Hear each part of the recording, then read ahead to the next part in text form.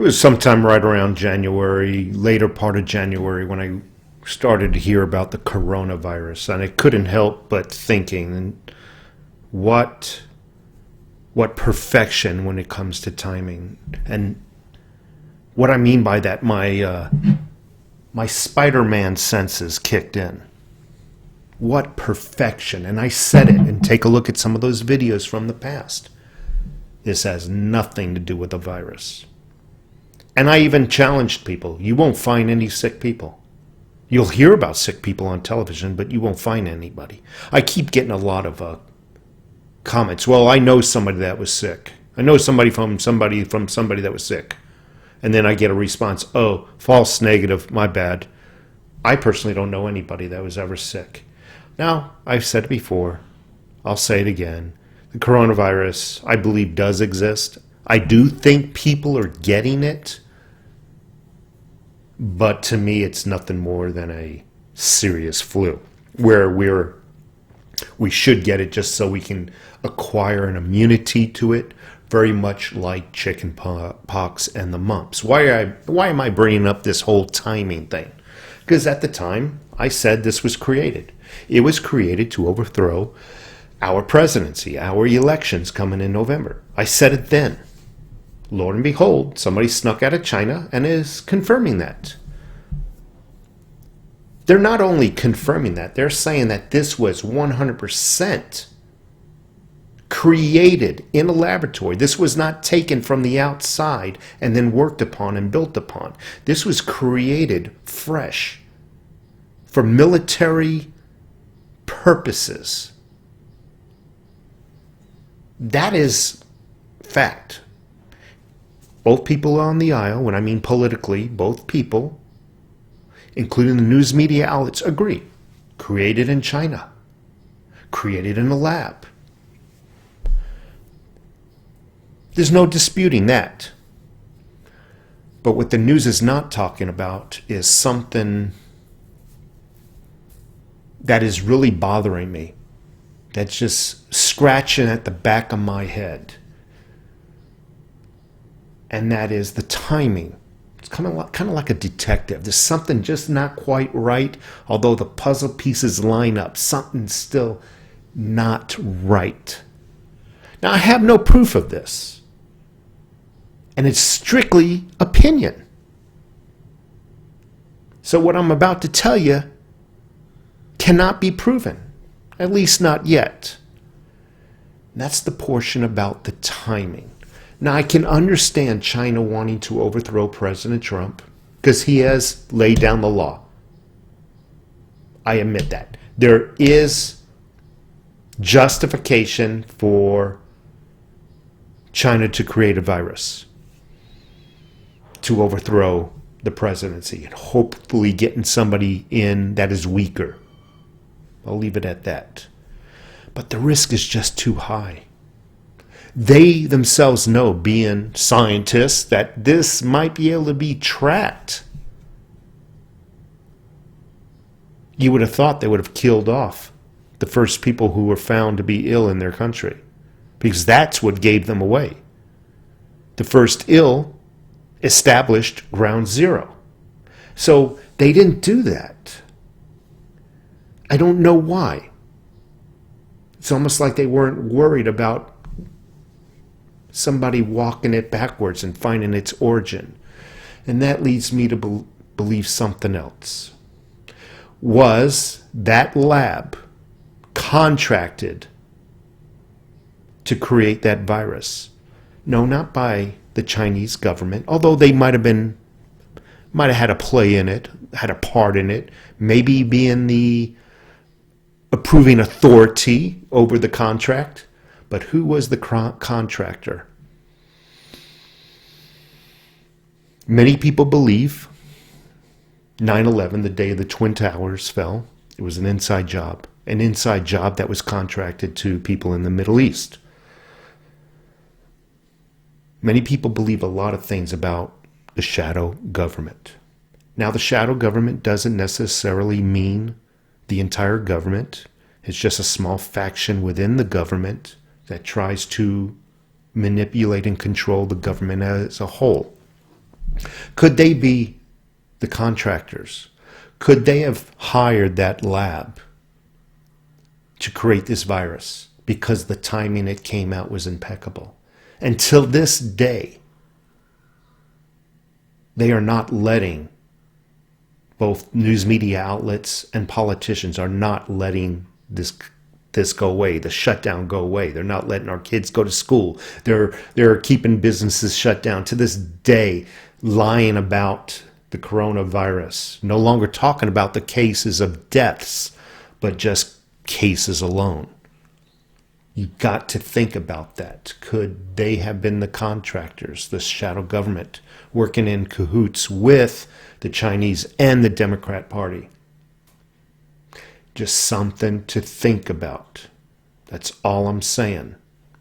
The timing is impeccable. On to other news. So, let's see. About 8, possibly a few more rioters were arrested in Lancaster, Pennsylvania. The judge threw a $1 million bail on them. I mean, really threw the book at them. Your local politicians there thought it's just too excessive. Just so mean. From what I'm gathering, other judges lowered the bail, went around the primary judge and lowered their bail for an easier release. Just letting you know. Just sharing some information. What else is in the news? Chris Rock. Trump has done nothing for the black community. Well, I got something to say about Chris Rock. Chris Rock hasn't been in the black community since his first stand-up comedic showing, since his movies have come out. He doesn't even know where they've come from and where they're at today. He's just another Hollywood mouthpiece. And on to some other just wonderful, colorful news. Cathedral statue of Jesus was destroyed over skin color. Yeah, they just decided to destroy the Jesus over skin color in a church. No respect, not even for the church. So I just wanted to let you know that, just in case it's coming to a neighborhood near you. What else? My final thing I wanted to talk about